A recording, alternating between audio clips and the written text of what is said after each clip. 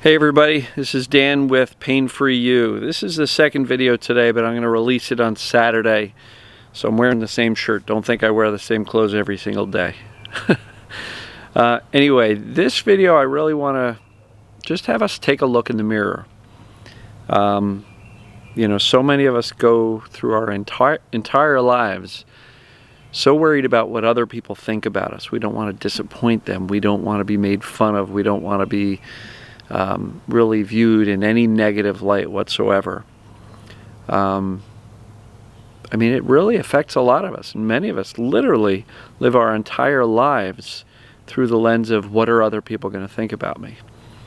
So this isn't so much about pain, but it is absolutely about self-image, self-defeating, self-critical thoughts, and how that could potentially be playing a role in your repressed emotions and your fight or flight, and you know, just caring way too much about what other people think. Worked with a client a while ago, and I kept on telling her she was so worried that people were going to judge her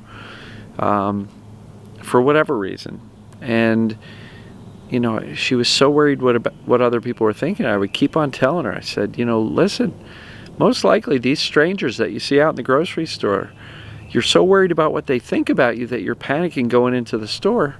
But honestly, they're not thinking about you at all. They're just going about their day. They're trying to get through their world without, you know, worrying about what other people are thinking.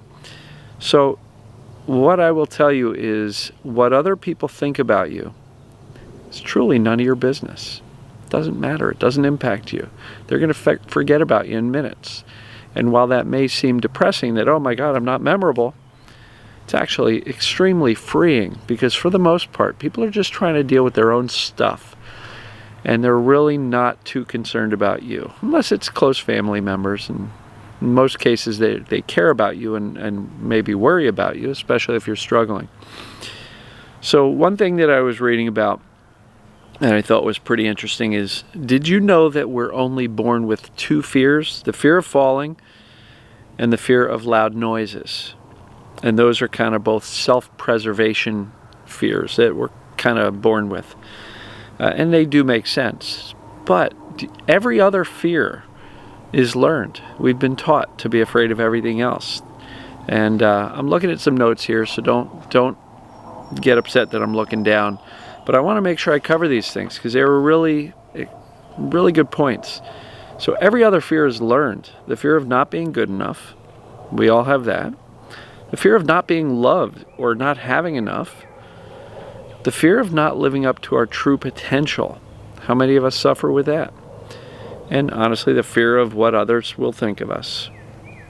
So what I want you to do is just kind of jot down and get real honest with yourself and write down the list of fears that kind of guide your day.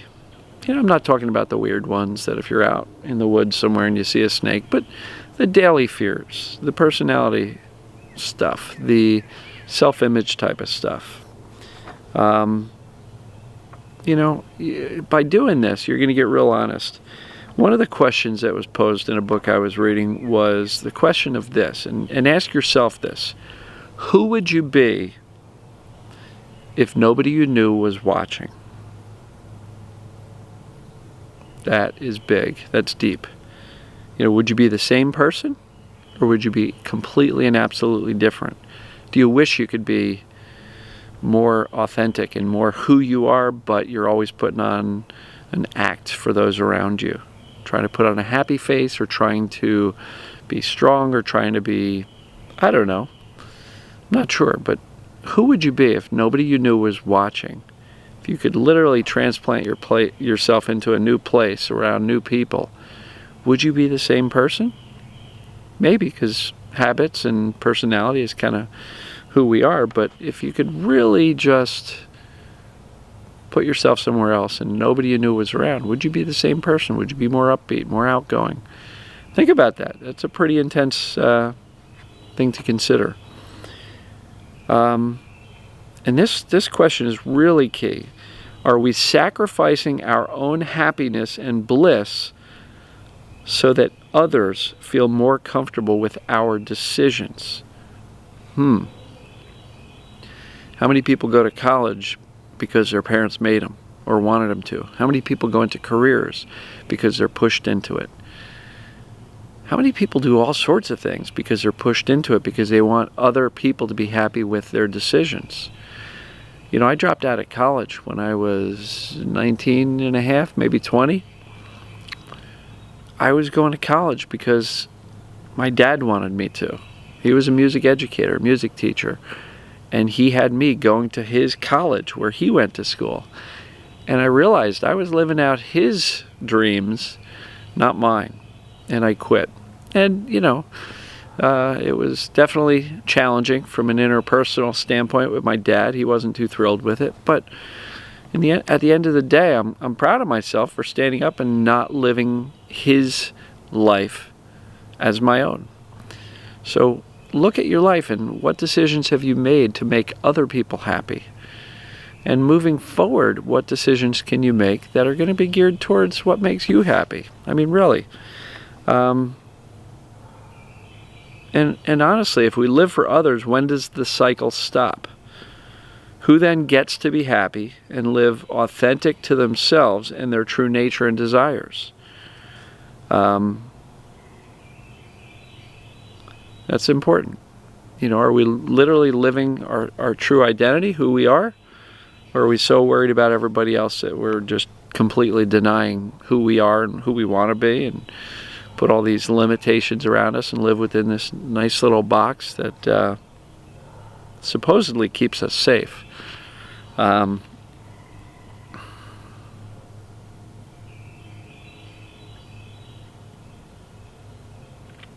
Yeah, so think of it this way. If everybody is living a life to make those around us happy, is there anybody really living authentically for themselves? I'd say some are, but are you? So look, this was just, you know, me. I jotted down and wrote down some stuff based on things that were all surrounding this topic of fear and being worried about what other people think. And if you catch yourself worried about what somebody else thinks, particularly strangers who aren't even in your life, just remember, what that person thinks of me is none of my business. Doesn't matter. They really, really don't matter. You know, if somebody looks at you sideways in the supermarket like, what's with that? Laugh. Who cares? It's completely insignificant. It has no meaning in your life. And if they want to go home and chuckle about the sweatpants you wore to Walmart, who cares? It really doesn't matter. Be different. Be you. Don't live for everybody else around you. And I'm not trying to stir up trouble in your home and trying to get you to step out and cause all sorts of trouble. But really ask yourself, are you living for yourself, or are you living for those around you? And we're good people. We're goodists. We're, you know, the type of people who put other people's needs first. But to ourselves, that's infuriating. So just start looking at those things. All right. That's all I got for you tonight. It's I got to wake up at 3 in the morning to get on a plane going to Austin. So the next few videos are going to be from Austin, Texas.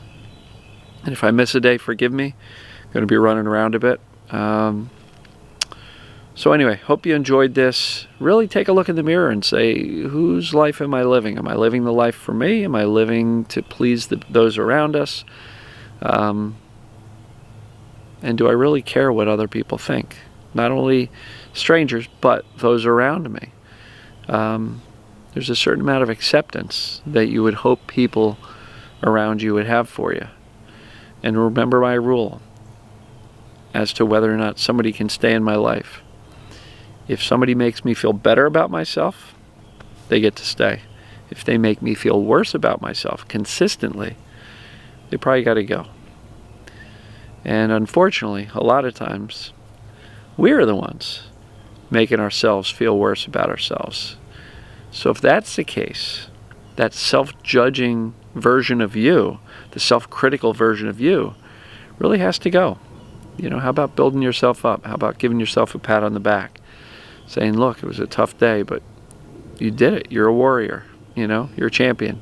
You got through another day with this pain, with these symptoms.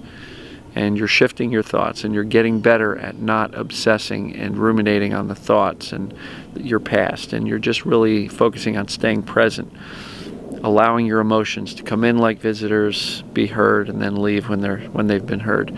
You're getting better every day. So hopefully this just caused a few of you guys and gals to look in the mirror and decide who you want to become, who you need to become.